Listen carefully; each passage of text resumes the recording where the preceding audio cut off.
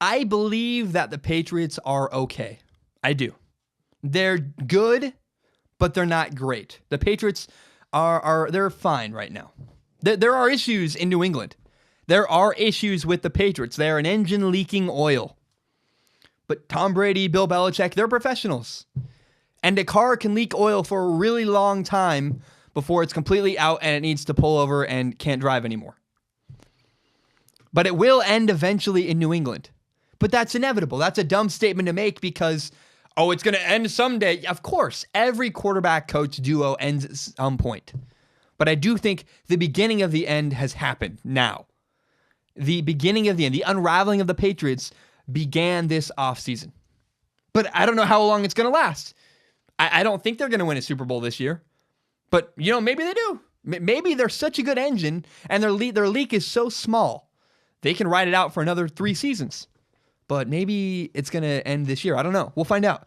What I do know is I'm actually quite calm about the way the Patriots are operating. Because, again, I think they're professionals.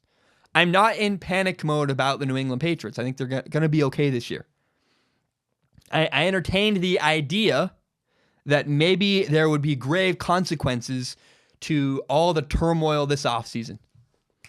I said, A, it's responsible to consider all the possibilities. And B, it's entertaining to talk about that. Are the Patriots imploding? Great question. That's an interesting question to ask and to discuss and debate. So I've talked about that.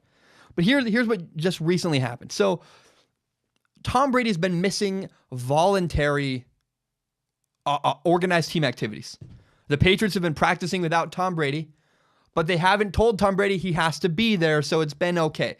Tom Brady's never missed voluntary workouts before, but you know what? Is it awesome? No, it's not awesome that Tom Brady is not at voluntary OTAs.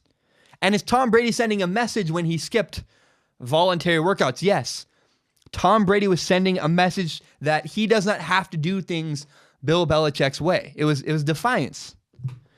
But is it the end of the world that Tom Brady wasn't at the voluntary workouts for the Patriots? Probably not. Probably not. We did a meeting about once a month when I worked at a movie theater. I was a veteran. I was employee of the month 7 times. I didn't need to go to that meeting. I knew what they were going to say word for word. But I didn't miss it because it mattered to the boss. I didn't need the meeting. Tom Brady doesn't need OTAs, but it matters to the boss. It sends a message if you skip. And so Brady just showed up for mandatory minicamp. When the Patriots said, hey, this is mandatory, you have to be here, Tom Brady showed up. And I think it's funny. It's another calculated move by Tom Brady to skip voluntary workouts, but to show up to mandatory workouts. That's a calculated move by Tom Brady. Because now his teammates get to see how good Tom Brady really is. The Patriots his teammates are going to see, oh, wow, we are a much better football team when we have Tom Brady on our team. As if it wasn't obvious. But you practice for 7 days without your quarterback, and then he shows up. Oh, wow. You see a difference. You see a real difference. You think there's not a big difference between Brian Hoyer and whatever that quarterback from LSU, Danny Etling, versus Tom Brady shows up? That's a big difference. And the Patriots now know how big the difference is. The reason why Tom Brady did that, it's a great way to send a message. And what a way to make an entrance. To enter in, the Savior has returned. I'm here to set everything right in New England. That's what Tom Brady did. So there are issues in New England, very clearly. It's been reported all offseason. But I would not overreact. I mean, it's still the Patriots. I mean, I don't know. You want to hear the real issue? I'm going to tell you what a real issue in the NFL is. A real issue involving training camp is Earl Thomas. Earl Thomas is the Seattle Seahawks veteran safety. He's 29 years old. He's entering the last year of a 4-year, $40 million deal. And he put on Twitter, I've earned the right. Over the last 8 years, I've earned the right to get a better contract. I want to be in Seattle till I retire. Basically, Earl Thomas wants to get locked up. He wants guaranteed money into the later years of his career. That's a real mess. Tom Brady's not a mess. He's not a crisis. Earl Thomas is a problem. That's a real crisis. That's a real problem. Because Earl Thomas doesn't deserve anything.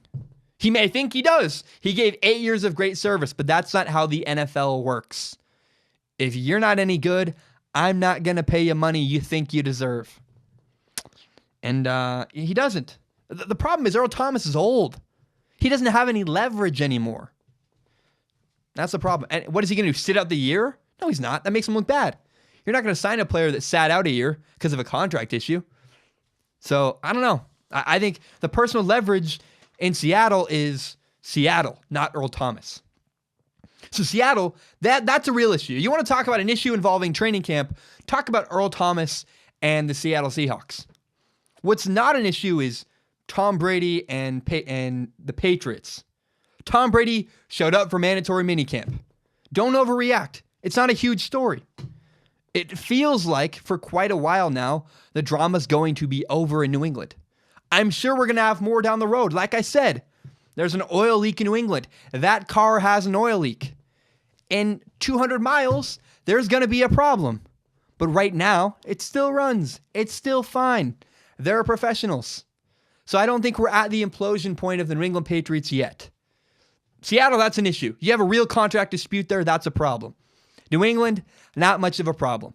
They're professionals. They're going to be okay. I don't know. I have faith that New England is going to last a little while longer. Thank you so very much for watching. Remember, you can subscribe to Strong Opinion Sports on iTunes, on SoundCloud, and on YouTube. You can find the full entire hour-long podcast on YouTube, as well as my best, most interesting clips. If you like Strong Opinion Sports as much as I do, help me grow this podcast by telling your friends about this show. Share it on Facebook, on Twitter, on Instagram, whatever it is. Help me grow this podcast by telling your friends. Thank you so much, and have a great day.